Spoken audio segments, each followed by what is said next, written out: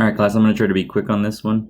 Got to keep it under 10 minutes. So I'm going to try to do the interior beam problem on 541. I'm going to use this website as my friend, so I already have it open. And then I want to start looking at the components of the problem. You can follow along with my answer key. I'm just making this video to help support your understanding. So I'm given a floor plan. Specifically, one of the things I'm going to do is I'm going to focus on this interior beam. So one of the things we should pay attention to is the fact that, hey, this beam is 18 feet wide. Its spacing is 6'8" from beam to beam. So we know it has some kind of tributary width, roughly like, here, right, for an interior beam, which means it's going to be 6'8", right? Great. So let's get going. So what I would suggest now is go to your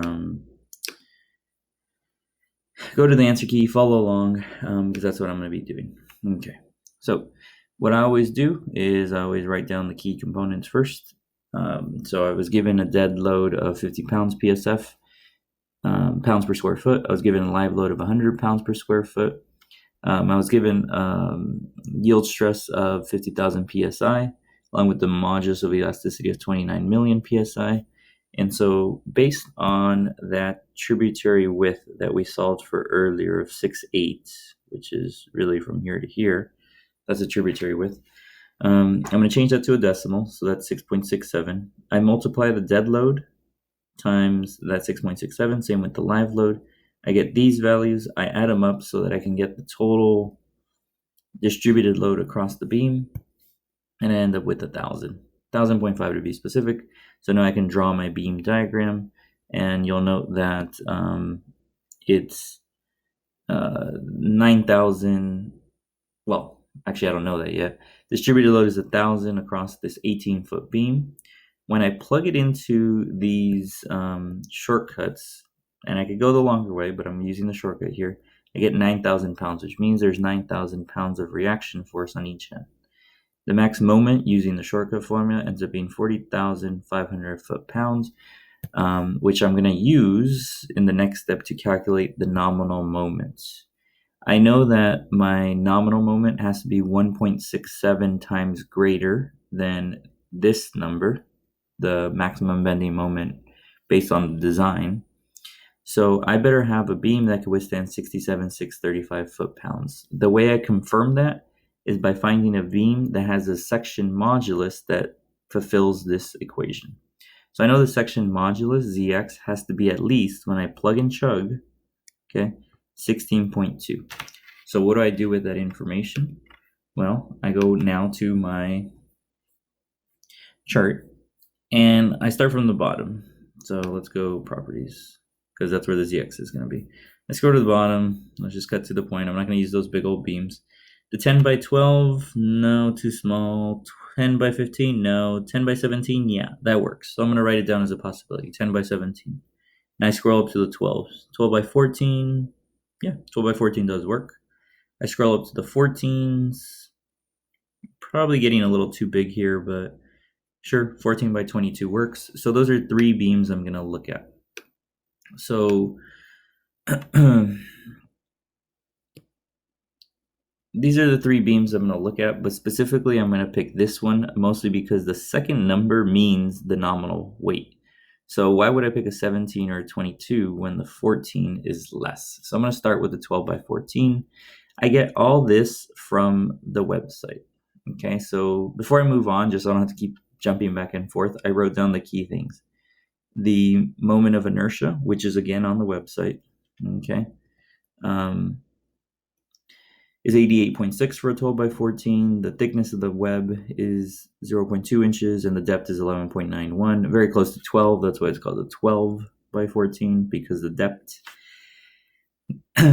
So I want to make sure that this beam, now we know it carries the bending moment, but does it handle the shear strength? And this is something that I got to put a big blinker on, because I actually missed this step in our practice problem yesterday.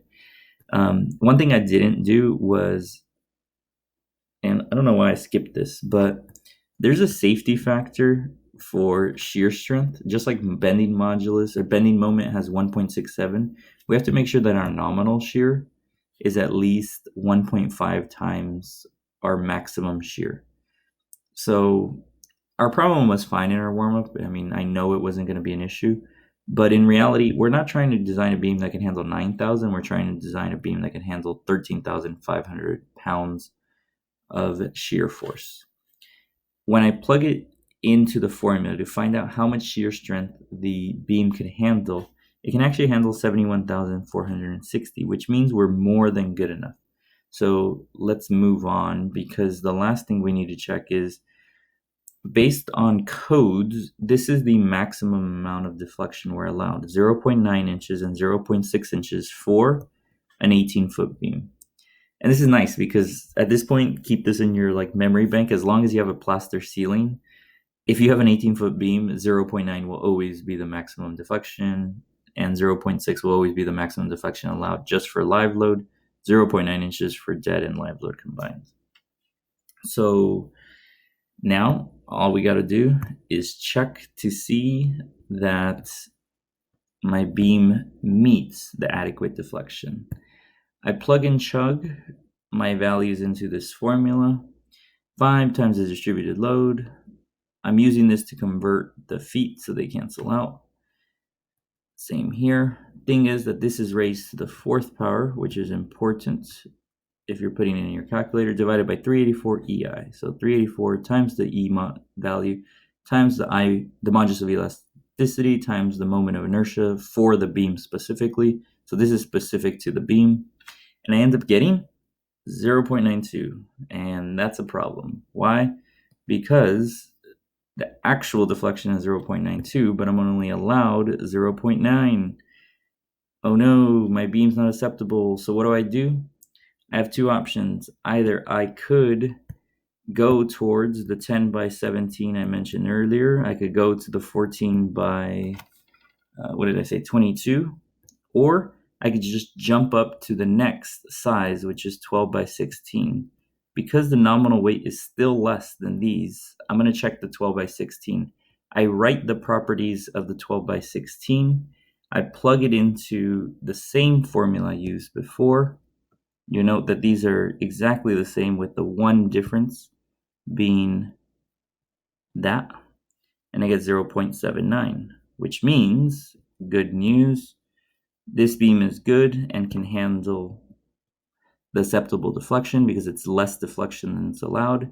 In live load, it's less again.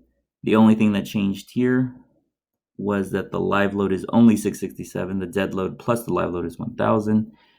So I'm all good. This is my final beam. Yay! And we're good. All right.